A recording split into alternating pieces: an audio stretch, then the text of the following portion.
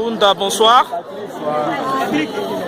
Une journée de prière et d'intercession pour la tenue de la conférence générale, la conférence centrale, la paix et le processus électoral en RDC. Pourquoi une telle journée spéciale dans la région épiscopale du Congo-Est? C'est une journée spéciale.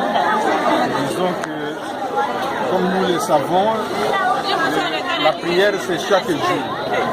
C'est chaque jour que nous sommes appelés à prier le Seigneur qui nous donne la vie, qui nous protège, qui nous garde. Parce que nous ne pouvons rien faire sans la prière. Et c'est dans la prière que nous allons nous en sortir. Vous savez qu'en 2019, nous aurons la conférence générale extraordinaire. Et cette conférence va concerner le problème de la sexualité humaine. On ne dit plus homosexualité, mais on dit la sexualité humaine. C'est un grand problème qui risque de diviser l'Église maintenant. Alors les pères de l'Église, les évêques ont jugé utile de se réunir en conférence générale avec tous les délégués, le même nombre ou les mêmes délégués qui étaient à la conférence générale de 2016 et qui vont aller dans cette conférence générale de 2019 pour discuter des problèmes afin de trouver solution.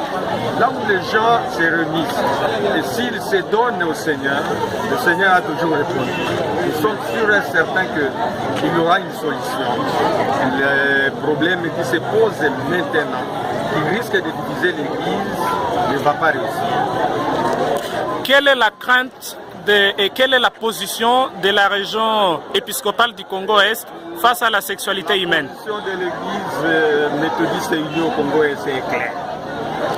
Dans notre pays, nous savons que la Constitution d'abord n'est pas favorable à cette pratique.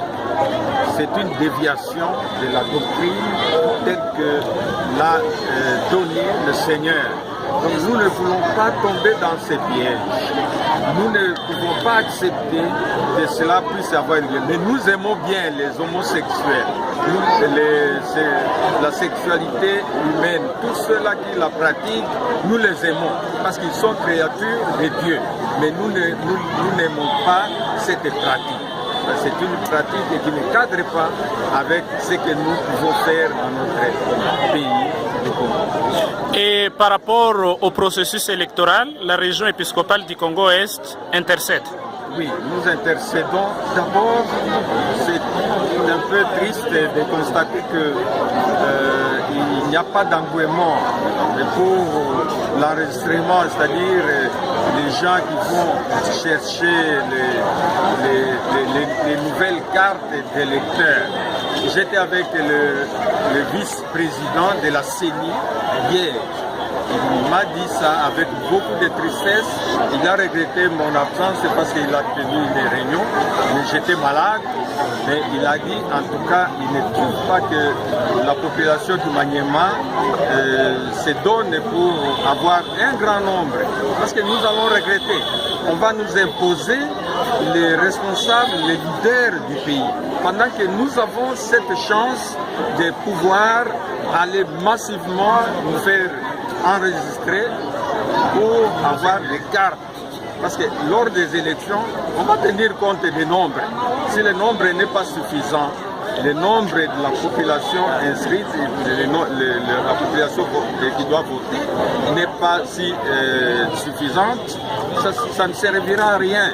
Nous risquons de perdre le nombre de nos députés communaux, les députés provinciaux et même les députés nationaux. Monseigneur Oundayemba Gabriel, vous êtes l'évêque de la région épiscopale du Congo-Est. Merci. Merci beaucoup, monsieur le journaliste. Moi, je vous remercie.